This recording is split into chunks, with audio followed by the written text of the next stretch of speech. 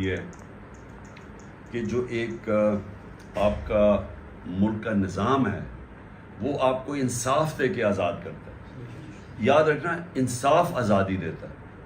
کیوں انصاف دیتا ہے؟ کیونکہ انصاف جب ایک معاشرے میں ہوتا ہے تو وہ طاقتور اور کمزور کو قانون کے سامنے ایک برابر کر دیتا ہے. جب ایک برابر ہوتا ہے تو لوگ آزاد ہو جاتے ہیں. اور یہی ایک فرق ہوتا ہے سب سے بڑا. ایک معاشرہ جو آزاد ہے اور جو غلام ہے. جو غلام ہے ادھر حقوق نہیں ہوتے، تو جو طاقتور ہے وہ قانون سے اوپر ہوتا ہے، NRO لے لیتا ہے، بیچارہ غریب آدمی جیل میں ہوتا ہے. وہ کبھی بھی نظام نہیں چلتا، کیونکہ حضرت علی کا قول ہے کفر کا نظام چل جائے گا لیکن ظلم کا نہیں چل سکتا، نا انصاف. دوسری چیز یاد رکھنا کہ نبی صلی اللہ علیہ وسلم نے سب سے پہلی چیز مدینہ میں انصاف قائم کیا تھا. اللہ کہتا ہے نا کہ ان کی سنت پہ چلو، اللہ ہمیں حکم دیتا ہے کہ ان کی زندگی سے سیکھو. تو ان کی زندگی مدینہ کی ریاست تھی، تو سب سے پہلے انسانوں کو آزاد کرنے کے لیے انہوں نے انصاف قائم کیا. خوشحالی بعد میں آئی، پہلے انصاف آیا. اور جو دوسرا آزادی ہے، ایک آزادی ہوتی ہے کہ آپ کو معاشرہ آزاد کر دیتا ہے، جس کے لیے ہم سب لڑ رہے ہیں. ہماری یہی کوشش ہے نا کہ ہمیں اس ملک میں انصاف ہی نہیں ہے کہ ایک طاقتور کے لیے ایک قانون، دوسرے کے لیے دوسرا. ڈنڈے مار رہے ہیں آپ کو، آپ اپنا کوئی آپ قانون نہیں توڑ رہے لیکن آپ کے اوپر حملے کر رہے ہیں، اور دوسرے قانون سارے توڑ رہے ہیں اور وہ ان کو پولیس حفاظت کر رہی ہے. لیکن دوسرا جو اندرونی آزادی ہے، جو آپ کو آزادی ملتی ہے نا اندر سے، وہ پھر آتی ہے جو کہ قرآن شریف کے اندر ہے.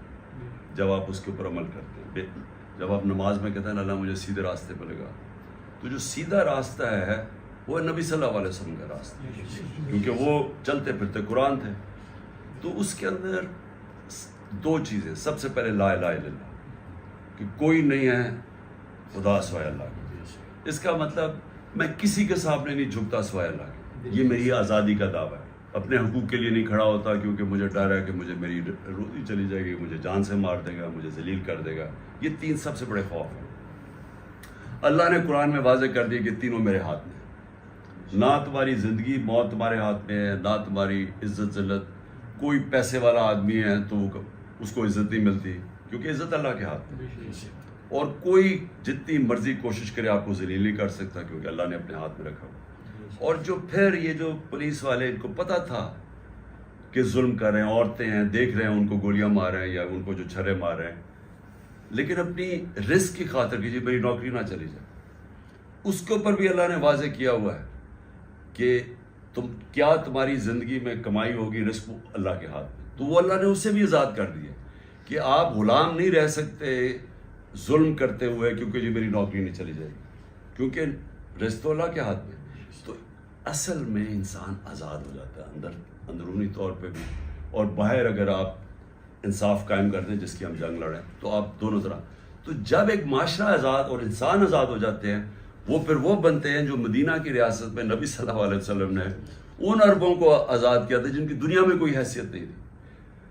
اگلے یعنی 622 انہوں نے ہجرت کی، 625 تھی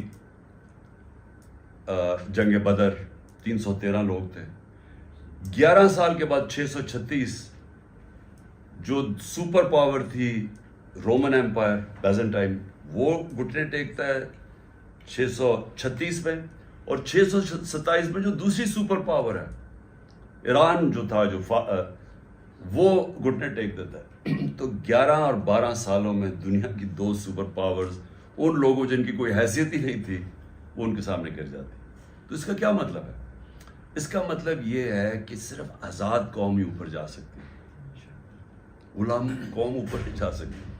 تو انہوں نے جب لوگوں کو آزاد کر دیا، معاشرے کو بھی، اور اس کے بعد ذہن اندرونی طور پہ لوگوں کو آزاد کر دیا، وہ بڑے انسان بن گئے. تو جس کو بعد میں علامہ اقبال کہتے ہیں اقبال کا شاہین. شاہین تو وہ جب اوپر جاتا ہے جب اس کی زنجیریں توڑ دیتا ہے.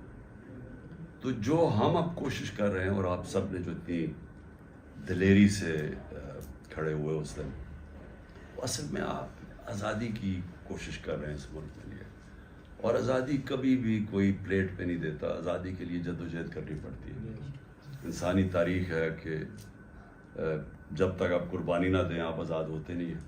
کیونکہ جو آپ کو غلام بنا کے جو فائدہ اٹھا رہا ہے، جو اس نظام سے فائدہ اٹھا رہا ہے، وہ آپ کو آرام سے تو نہیں دینے لگا نا. اگر میں اربوں روپیہ بنا رہا ہوں اور میرے باہر لنڈن میں پراپرٹیز ہیں اور ہر طرف مجھے پیسہ بن رہا ہے، تو میں کیوں آپ کو آزاد کروں گا جب مجھے وہ نظام فائدہ دے رہا ہے؟ اس لیے اس کے لیے جدوجہد کرنی پڑتی ہے جو کہ آپ نے کی. انتشار کا مطلب یہ ہے کہ وہ یہ سمجھتے ہیں کہ اگر انتشار ہوگا تو الیکشن نہیں ہوگی. وہ الیکشن سے بھاگ رہے ہیں، ان کو پتہ ہے عوام ادھر آ کے کھڑی ہو گئی. ہمارا انٹرسٹ یہ ہے کہ انتشار نہ ہو.